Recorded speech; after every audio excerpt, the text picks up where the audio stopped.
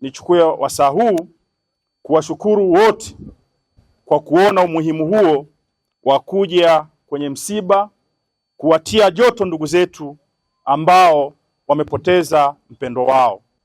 Kwa hiyo ndugu zangu, ni wasalimu tu. Bwana Yesu asifiwe. Tumsifu Yesu Kristo.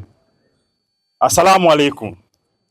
Mchungaji aligusia akasema, Bwana wa majeshi, Mungu wa Israeli asema hivi: tengenezeni njia zenu na matendo yenu, nami nitawakalisha ninyi mahali hapa.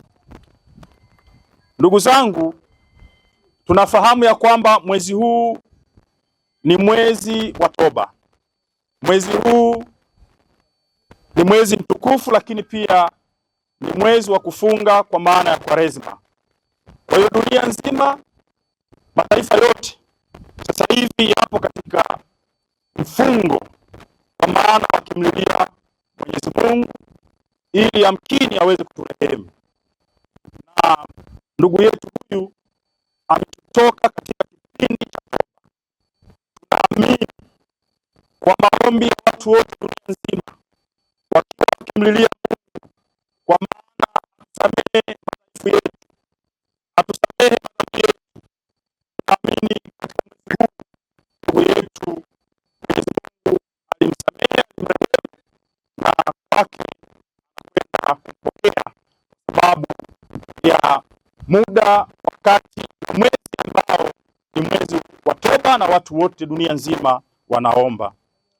Ndugu zangu, nitoe pole za dhati kwa niaba ya ofisi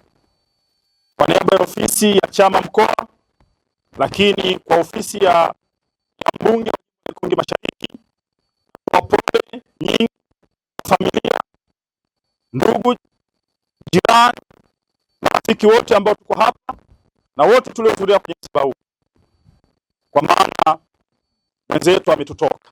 Kwa hiyo nitoe pole za dhati, na sisi tumehuzunika sana kutokana na hicho kilichotokea.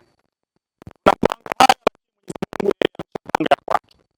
Tulikuwa tumejiandaa kuja kwenye ziara katika kata hii ya Ikungi, lakini kitongoji hiki ambacho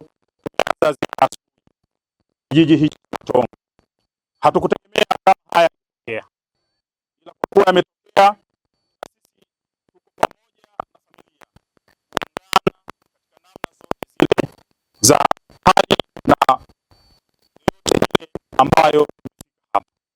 Kwa hiyo niwape pole